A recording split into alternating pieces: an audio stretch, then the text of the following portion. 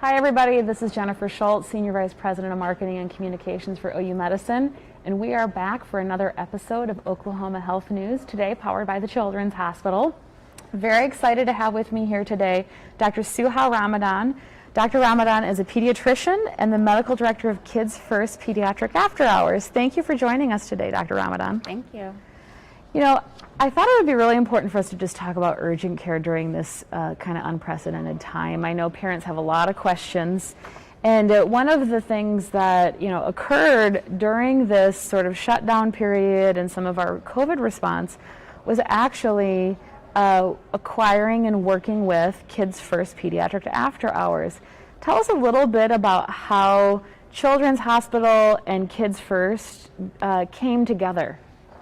So I think initially Kids First was established by several pediatricians in the community because they wanted to provide for their patients an after-hours, clinic or after-hours care where they knew that the care that was going to be given was pediatric, it was going to be standard of care, it was going to be quality, care. They were frustrated, I think, that some of the times that their patients were going to maybe non-pediatric after-hours care and were not getting, probably the best type of pediatric care that was available. And so they wanted to guarantee that they were going to have pediatricians that were board certified in these clinics, and that these, the care would be provided that was, standard, appropriate, and it was the care that's also recommended by the American Academy of Pediatrics. And then they were also able to communicate, those patients where all the records were sent back to the pediatricians.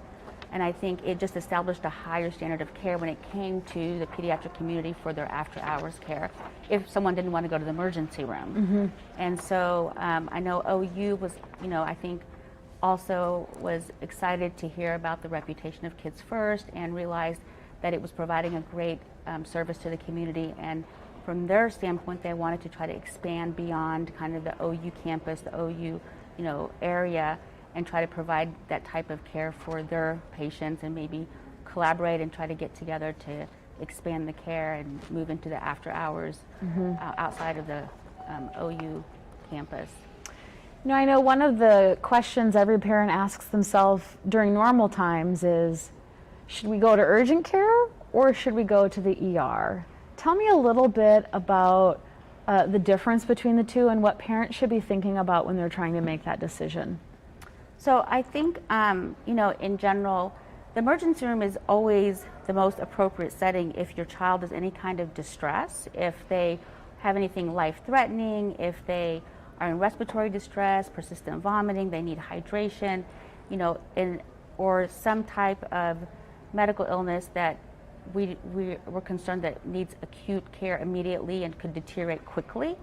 Our after-hours clinic or urgent care is maybe for something that is a little bit less, not severe, that maybe could have been seen in your pediatrician's office earlier in the day, ear checks or, last minute fall, or you bumped your head, but nothing significant, a little lacerations, possibly you injured possible fractures that were mild or concerned about, sore throats, mild fevers, things that you really could possibly wait for the next day but are not sure about. I always tell parents there's, for mothers or for, families, that it's just that agony of waiting for several hours and not knowing, but it's not so severe that your child isn't in a life-threatening situation, but you just need an answer or you need help. And it's going to be really hard to spend that evening or that the whole day till the next day to try to get that answered. So I think that we're available now to help people. It's a lot more stressful now when it comes to, because of COVID also, people are more nervous, people are a little bit more anxious, and children, parents want to provide care for their children. Sometimes they're working, they don't have that opportunity during the day. So it just gives you kind of a way to, it's like a bridge between your pediatrician and the emergency room, where if it's not too severe, then we can help you. And sometimes if they aren't sure, they can give us a call and we can help guide them and explain to them when we think it's appropriate to go to the emergency room. So, when I think about emergency room or urgent care, I think of different scenarios that you see with your friends or your family. I am a professional aunt to 3 nieces and 2 nephews. So something like a mild grade fever would be more of an urgent care, but a high grade fever over a certain temp might be ER. Is that one of the types of measurements? I think that fever, I know people get really nervous and scared and anxious when it comes to fever. And I tell people there's never really one symptom that's going to say you have to go here or there. I think it's the entire clinical picture. Yeah. So sometimes, yes, a fever could be something that needs to go to an emergency room. But the same fever could also be seen in an urgent care or an after-hours clinic, depending on the clinical picture. Yeah. So, you know, 101, 102 is low grade, 103, 104 is moderate, 105 at 106 is high. But I can still see a patient that has a 105 fever in clinic where they come in, and I can look at the patient, I can treat them, they're happy, they're playful, they're responding appropriately. And then I can have a patient who's got a 101, 102 fever who is not responding appropriately, who's not, we're not able to take the temperature down, or they have other clinical symptoms, they're having distress or something that makes me more concerned, and then that would have to go to an emergency room. So I think it's important to be able to teach patients and parents what a fever is, and it's not going to hurt their child. It's just an indication that their child's body is trying to fight off an infection. And as the pediatric and as the physicians in the community, we have to help patients understand, or parents understand, what to do in that time. But I don't think we can say this is a cutoff. I always talk about the know when to go, and that's always the biggest challenge for healthcare, for the public around healthcare consumption. So like I think about a scenario, what you're saying with like total picture. Let's say that your kiddo maybe falls off of a picnic table at a park and really smacks their head. And they're crying and they're very irritable and they're vomiting. You might say, wow, there's a lot more than just they bumped their head. We're going to go to the ER. Or maybe if they weren't vomiting, you're looking and checking for other signs of concussion or what have you, and you're going, we need to go to urgent care. Is that a little bit what you're talking about? Yeah, and I think that if it's a black and white issue, it's significant, they're not responding, persistent vomiting, altered mental status, or there's, they have a significant underlying condition that's difficult to deal with in urgent care, they're going to need specialty care, then yes, then you need to go. But there is that gray zone where that's where you have, I think there's an OU, like a nurse's triage line you can call. You can call our clinics, and we ask questions about what's the presenting symptoms. And if my staff, if they can't answer the question or there is some concern, then of course as physicians we're available, and I'll talk to patients multiple times throughout the night and what's going on with your child and help them, decide where they should go and when they should go. So one of the things that we've heard about and talked a lot about with COVID is parents that might have a little bit of fear of bringing their child to the physician's office or urgent care or the ER. What are some of the tips and advice you have for parents around COVID and things like emergency or ER care? Well, I think that at this point in time, we are very well prepared. I think the medical community is very well prepared to deal with the COVID situation, and offering a safe environment for patients to come to. And I know from the Children's Hospital, from the emergency room, I've talked to several times to our emergency room, and I'm very comfortable referring patients to the emergency room because I think we're prepared, from a standpoint of the safety of the patients, from the safety of the staff, the environment. There's been a lot of work in going into establishing a safe environment. And then from our clinic, just from my personal knowledge, we've worked really hard to really minimize exposure to the patients and to the staff and the physicians to try to make sure that people are safe and they come into a safe setting, from cleaning the rooms, from the type of equipment we're using, to wearing face masks, to getting the full PPE. We actually have, our doors are locked only to minimize the flow and to control the flow coming in, so we keep the environment safe. We have a COVID screening that we do over the phone. We try to make sure that if their patient is very ill or in a life-threatening situation, we send them to the emergency room so they don't come in and then have to get sent out again. And then, we've also worked really hard with OU and with infectious disease team to make sure that we're implementing safe, like cleaning procedures in the office, educating staff on how to handle patients, how to, safe, just kind of PPE or, you know, dress for the staff and the physicians. So Yeah.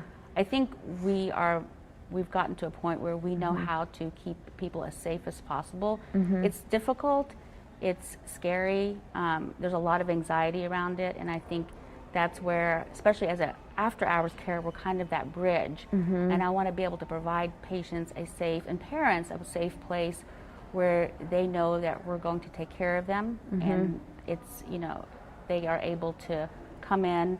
It's hard because a lot of places now don't want to take someone or see someone who's sick or has a fever, and that's what we do. Yeah. And we're going to make sure that it's safe, and we're going to make sure we can see as many patients as possible.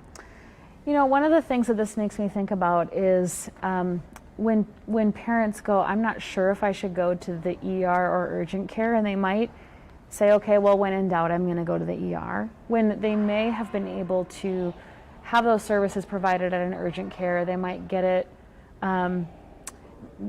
differently, maybe quicker, or it's a clinic copay versus an ER copay or something like that. What are the services that are provided in an urgent care setting in general?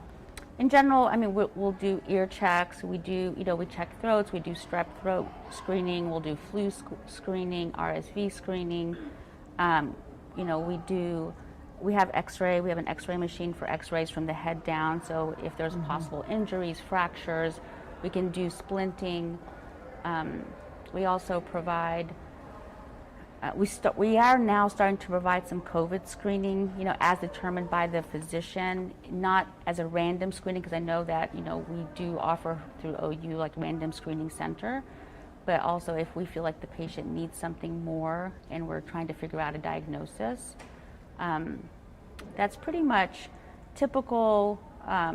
If they're vomiting, diarrhea, helping assess, trying to decide what could the possible like reason be for that.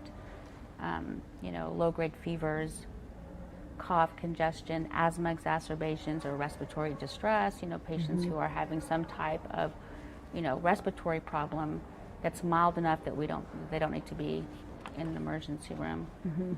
So it's pretty much, you know, cough, colds, sore throat, almost everything your child could possibly have, but you know, at a level that isn't too distressed. Yeah. Well, I know as a pediatrician, you specialize in kids and you see a lot of kids every day. So I think maybe my final question, because this has been very educational for me even, when you think about COVID-19 in kids, what is the tip or the words of hope that you might give parents around managing COVID with their kids? In general, I think that, I mean, we do know that in the pediatric community that children are, you know, having mild to, you know, even asymptomatic. Their symptoms aren't as severe, and they're able to usually deal or, you know, fight the infection pretty well. I think in general, even as in the general community, some of the positive aspects of some of the quarantine, or if you're sick and your child is sick or you're sick, you know, help making sure people are staying home, taking care of themselves, resting, eating healthy. I think that's helping in general with the community having, you know, able to deal with the illness, and especially for children, but I think as well as for their family and their parents. I tell people that, you know, as pediatricians, we're not just treating the patient, the child, we treat the family, because the family who is taking care of the child, if you can't take care of your child, who's going to take care of your child? So we have to help the family stay well too. So I try really hard to help the parents also make sure they're taking care of themselves. So I think that quarantining or making a child or a parent stay home for several days, for 2 weeks, I think that's allowing our body to rest and to heal, and so we're able to fight off the infection. And I think children are doing well with it. They can still get a severe illness, but majority of the time it's a mild, maybe moderate illness. And so I think we can be more comfortable with the symptoms and not be so nervous, but I think also in general making sure that they are home, they're resting, they're being, you know, monitored, and then the family's also able to do the same thing. This has been very, very informative for me, and I know our viewers also, just thinking about the ways we can stay safe during this time, urgent care being a very big piece of what we have access to here at Children's. And so thank you so much for taking the time to come today. Thank you for having me. So we will be back here again for more Oklahoma health news next week. We always tailor these topics to things that you're interested in, so please continue to direct message us and comment in the comment section on Facebook. I do thank Dr. Ramadan